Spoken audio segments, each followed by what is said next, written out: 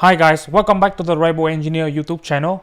In today's video, I'll be talking about what I would do differently if I am still in my 20s and I'm graduating this year in 2024. As you all know, we are in the middle of a recession in the United States and the economy is really hard right now. So a little bit of introduction about me. I'm currently a senior software engineer at a very big tech company, very well-known tech company that I cannot disclose at the moment due to absolute NDA reasons. I'm an ex-Google engineer. I've been working at Google for 4 years before working at my current company. And before that, I worked for 4.5 years at another startup called Arista Networks in Santa Clara, California. And so I've had 8-9 years of experience now. I graduated back in 2015. And since then, I've been working in the tech industry and climbing ladders and getting new jobs and getting pay hike every single year. Even if I get laid off from my current employer right now, I would probably have no trouble finding a new job in a well-known tech company given my experience and the title that I have. And I'm actually in the middle of changing jobs right now and I had no problems landing interviews and passing interviews and getting offers. But as I have been changing and applying for new jobs in the past couple months to get a better pay and maybe a higher title and probably a better work-life balance so I can take care of my family, take care of my current side hustle and side business, having money to pour into my side business. I have been asking myself what I would have done differently if I actually graduate this year as a fresh out college graduate with no prior experience and no internship. A fun fact about me is I graduated in 2015 in computer science as an undergraduate student without any sort of internship experience. And at the time, even though I had no internship experience, it was relatively easy to find a job because of the low interest rate, because the economy was booming. Facebook, Apple, Amazon, all these big tech companies are on a hiring spree and the tech industry was still booming back then. So what pieces of advice I would give to my younger self if I graduate this year in 2024 with little to no experience and in a very difficult job market? The first thing you have to understand is that the market is being very difficult right now, both in the tech sector and in many other sectors. Layoffs are rampant everywhere, and companies are now viewing layoffs as a kind of stock buybacks. They are doing layoffs. Big companies and small startups are doing big layoffs as a way to cut costs and also increase their share prices, delivering the maximum value to the shareholders. It's no longer that they are investing in long-term profits like what they did in 2015 when I graduated. But nowadays, companies are much shorter term looking due to the high interest rate and the high inflation. And I believe that the economy will be in this really bad state for the next 5 to 10 years, and it will not be just in 2024. And I will dive deeper into the reasons behind all of these in another video. Also, I believe that even if the economy recovers, layoffs will be an annual event. Companies will keep laying off people to deliver the maximum shareholders value. So that's the first thing. The economy will be hard and it will be hard for a very long time. The second advice I would give to myself is don't be so confined to stay in Western countries, whether you are under H-1Bs or not, whether you are an American or you are a foreign student. As you can probably guess, I graduated in 2015 as an international student in the United States, and then I got a job in a high-tech company, and then the company applied for my STEM OPT and then H-1B, and then I got green card. If you are an American and you have no visa problem in the United States, I would say that don't be so confined to stay in the US. You must know that you are very lucky compared to your international peers in terms of passport. The US passport is accepted everywhere in the world. You can travel and go to a lot of countries in the world. As far as I know, it's like 100 countries without the need to apply for visa. And also you can work in many different countries, especially Western countries and many of the countries in Southeast Asia and Asia without needing a special type of visa. Or it is very easy for you to get a work visas in any of these countries compared to many of your peers from other nations. You have to understand, as an American, nothing is more important than freedom. Not even your life, not even your property, not anything. Nothing is more important than freedom. And as an American, you have as much freedom as you can get in this world. I believe that America is the freest country in the world compared to many other nations. And so it is a great time for you to start your own business and your own side hustles if you are not bound to any visa. Now, I understand that you may have student loans you have to pay back, which you can, try to find, say, a part-time job or contract work, or maybe, or some kind of job that can help you pay the student loans. But in short, you are not in any risk of being kicked out of the United States 60 days after graduation. That's the most important thing. And actually, if you cannot find a job in the United States, you can try finding a job elsewhere, like Singapore, Malaysia, Canada. I know these countries may be going through recessions right now, but even in Southeast Asia, like Indonesia, Malaysia, Singapore, if you are an American and you are America educated, it's very easy for you to find jobs in these countries. And you should treat your side hustle as your main job and your job as a side hustle. And what I meant by that is your job is only a means for you to maintain your lifestyle and a means for you to pay back your student loan. And you can probably move to other countries if you can't find a job in the United States. And many of these so-called third world countries, if you become a digital nomad, you can easily get outsourced work from the United States. The world has changed a lot since the COVID pandemic, and nowadays remote work is a thing. It is a real thing. Companies are using remote work as a way to outsource jobs to different countries. So as an American, you are free to travel to many countries around the world. I will believe more than 100 countries around the world.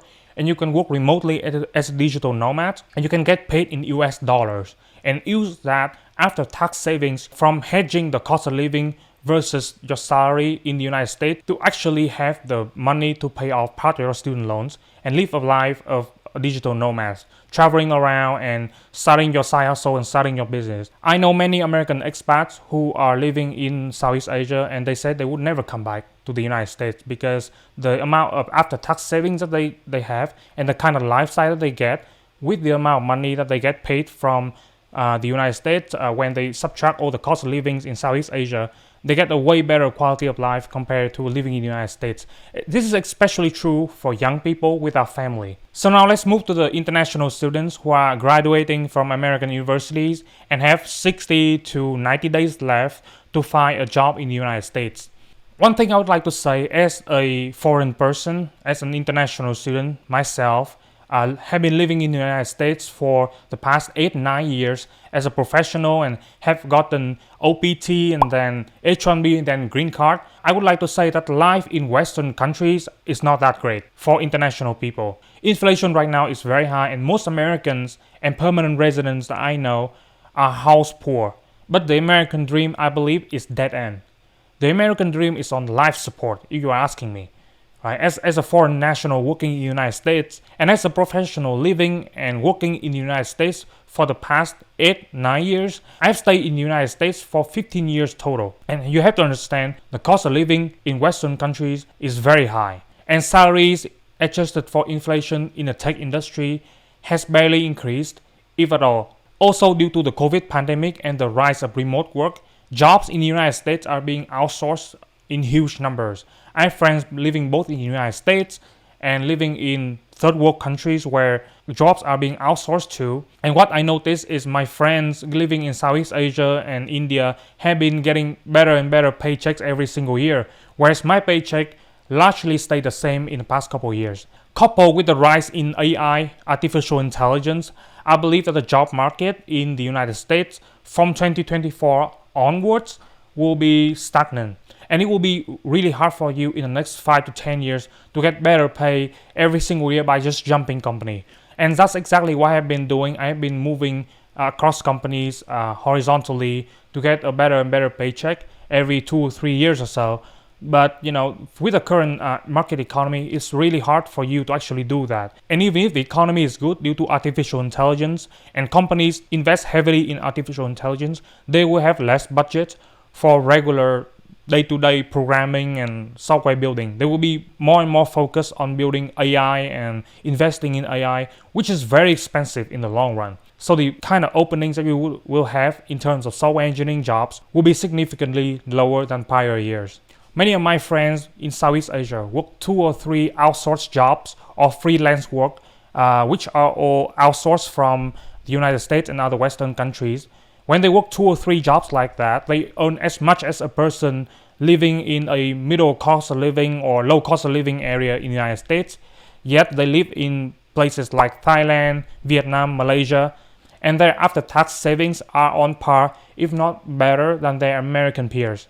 I know that as an international student coming to the United States, you have lots of pressure from your family, just like me. I know you may have lots of pressure from your own families when it comes to staying in the United States. As an international student, when you go to the United States, your family spend lots of money on your room and board. Even if you get full ride scholarships like I did, your family probably had to spend on other things like rooms and boards and living expenses for you in the United States. And you got to understand all the pressure from your families and your friends back home, they are just BS.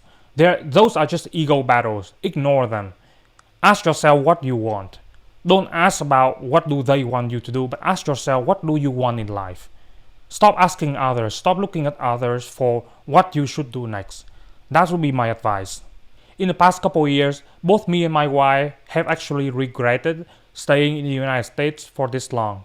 I and my wife are actually planning to leave the United States altogether in the near or medium term due to all the instability and all the inflation and BS and drama that are happening right now in this country. Remote work is a real thing nowadays.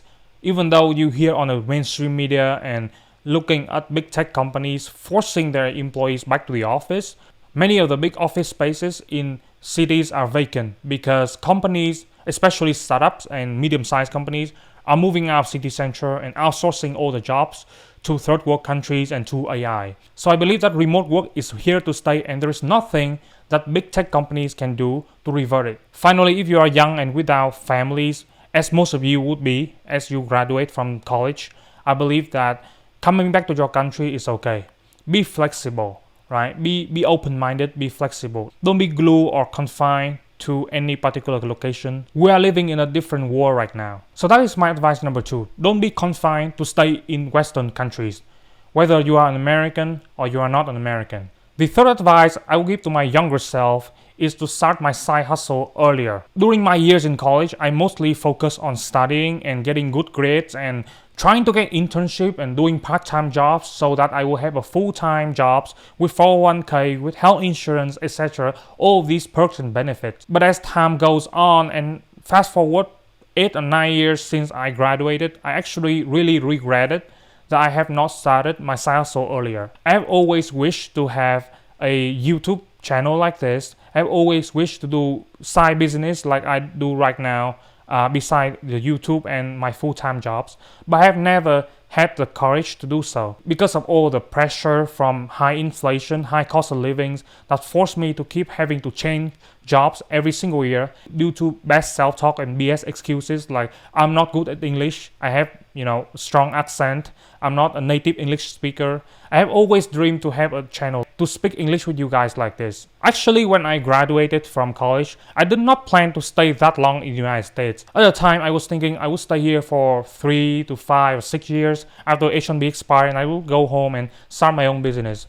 But fast forward, I got married, had kid, and have been focusing on chasing these stupid titles, stupid FANG, and I kept trying to get into FANG and more titles, more status, pleasing my own egos, and that's why I had never had the courage and the chance and the time to actually start doing what I really wanted, not what others want me to do. So don't tie yourself to any particular company, any 9 to 5 jobs, don't tie yourself to a mortgage or anything like that. Just keep finding freedom, and chasing greatness in your profession. If you are software engineers, don't worry about chasing FANG. It's all BS now. FANG companies pay just as much as other regular companies. You'll be surprised that many no-name companies you never heard of that are probably local software companies pay as much as FANG pays. And that's exactly what my experience was. Many of the companies in my local area pay as much as FANG, and I'm not even in a huge tech hub. I live in a tech hub, but it's not a huge, well-known tech hub in the United States. But many of the no-name startup here pay as much as FANG or big tech companies pay. So don't be so tied into chasing FANG statuses. Working in the FANG is not anything special. FANG engineers are just like any other engineers, regardless of what the YouTubers want you to believe. There are talented engineers everywhere in the world and in every corner in any companies. Just because you are at FANG doesn't mean that you are better than the rest of the engineers out there. It's a lie. There are good engineers and bad engineers everywhere. Also, joining FANG does not mean anything nowadays. I mean, FANG are actively laying off people, right? You take a look at the news, Microsoft, Meta, Facebook, Amazon are actively laying off thousands and thousands of employees. And even if they say they are hiring, they actually hire just to fire. You have to understand that the PIP, the PIP or Performance Improvement Plan, the PIP quota for many of these companies are like 5, 10, 15, 20%. It's almost like they hire just to fire.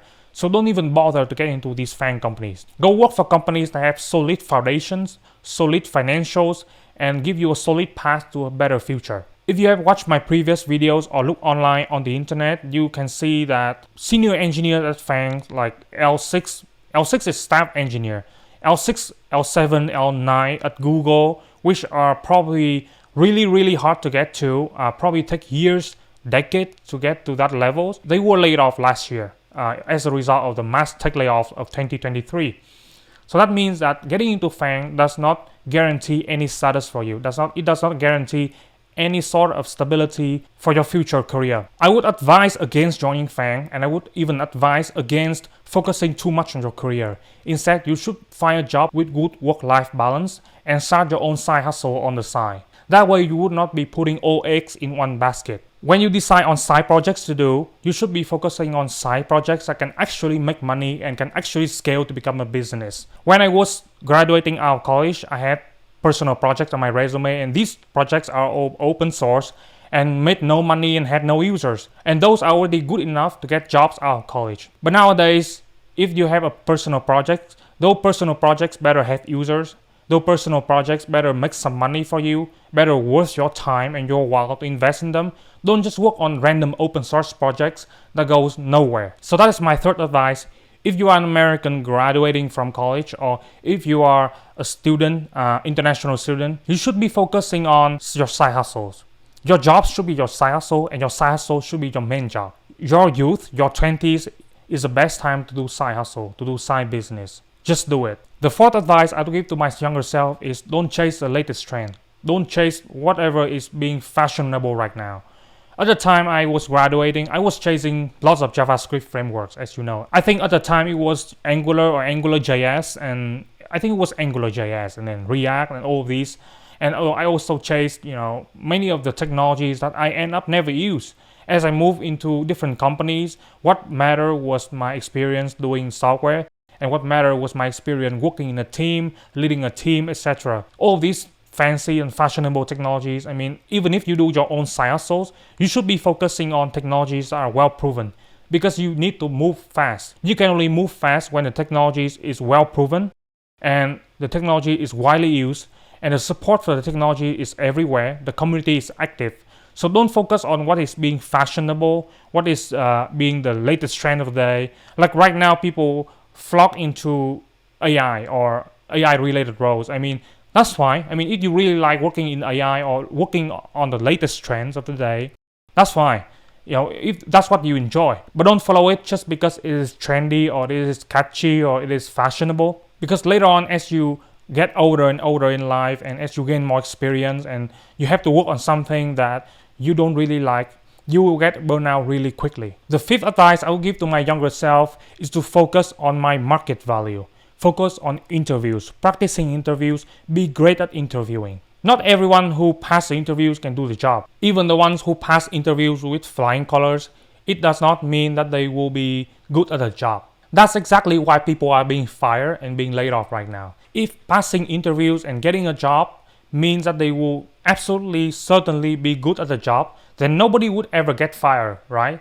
So essentially, being good at interviews and being good at the jobs are two different things. But at least being good at interviews gives you chances and choices to choose your own life, to choose the way you want to live your life. When I was younger, I really neglected prepping for the interviews. I think it is BS, and I believe that if I'm good, it will automatically shine through. I will go to interviews, and if I'm good, they will test me and I would immediately pass the interviews, because interviews is all about testing how good you are, right? No, because you have to understand that interviews are not good measurement of somebody's abilities. Interviews only last for a couple hours to a day. The final round, let's say the entire interview process intake usually lasts around 2, 3, 4 hours total for all rounds, right? maybe 8 hours. But you cannot really measure somebody's ability in a couple hours.